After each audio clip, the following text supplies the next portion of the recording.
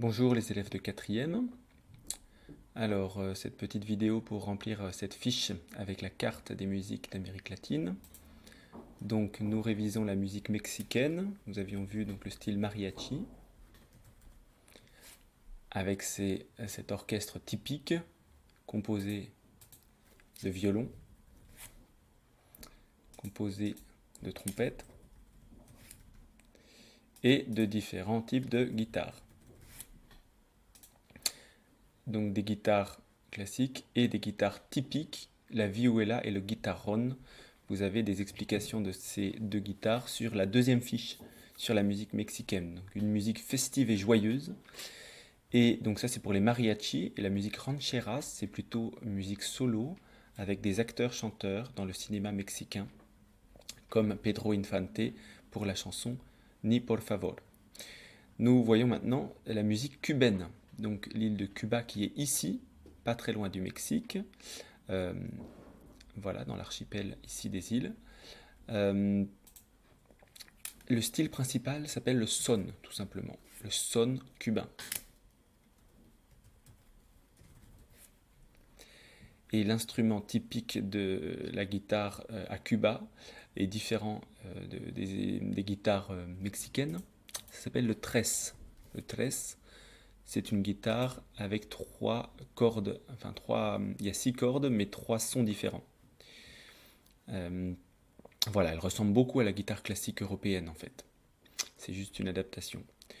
Les percussions cubaines, la plus importante, c'est ici, cet instrument-là, la clave, les claves, dont on travaille le rythme de clave, toum, toum, toum, toum, toum, toum, toum, toum, toum, toum.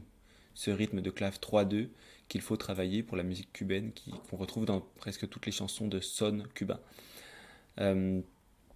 Ensuite, vous avez souvent les congas. Ce sont les grands tambours qu'on a en salle de musique également, les tambours, voilà, ces deux-là, pardon, les congas, et les plus petits en bas, ici, les bongos. Les congas et les bongos. Donc les congas, toudoum, toudoum, et les bongos qui font un son un peu pareil, avec 2 hauteurs différentes. Voilà, donc Arsenio Rodriguez, c'est le musicien qui a créé le son montuno. C'est une version plus récente du son cubain, avec un groupe plus moderne aussi, le piano, etc., d'autres instruments. Et Ibrahim Ferrer, un chanteur cubain qui est vraiment reconnu maintenant, qui a été reconnu dans le documentaire Buena Vista Social Club. Donc, je lis ce petit encadré que vous devez connaître. Donc, de 1930 à 1950, c'est l'âge d'or de la musique cubaine. La boîte de nuit Buena Vista Social Club est fermée en 1959 pendant la révolution cubaine, réunissait les meilleurs musiciens. En 1996, donc bien plus tard, parut un album et un documentaire réunissant ces musiciens maintenant vieux.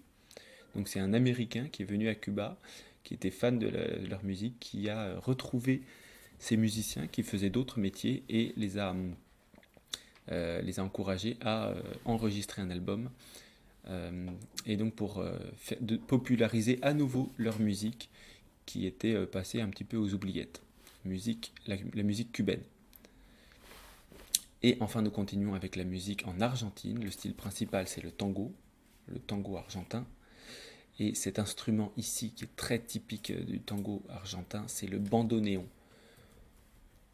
Alors le bandoneon, c'est un petit accordéon. C'est vraiment comme un accordéon, mais en plus petit, et avec une organisation un petit peu différente, et un son un peu plus aigu. L'orchestra tipica, donc l'orchestre de tango, comprend une section de cordes frottées,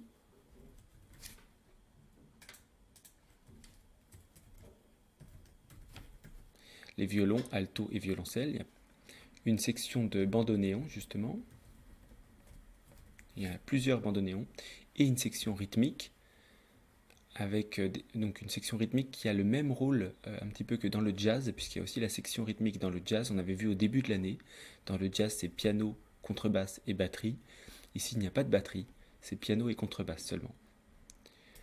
Le tango s'est développé dans les quartiers pauvres de Buenos Aires, et fut longtemps considéré comme une musique immorale, liée aux maisons closes, au bordel. Le rythme est puissant et la pulsation est très marquée. Toum, toum, toum, toum, touroum, toum, toum, toum, touroum. Cette pulsation très marquée qui caractérise le tango et qui caractérise cette danse aussi, très sensuelle et puissante. Le tango vocal, donc il y a plusieurs types de tango. Le tango vocal, avec Carlos Gardel, qui est le chanteur le plus célèbre de tango.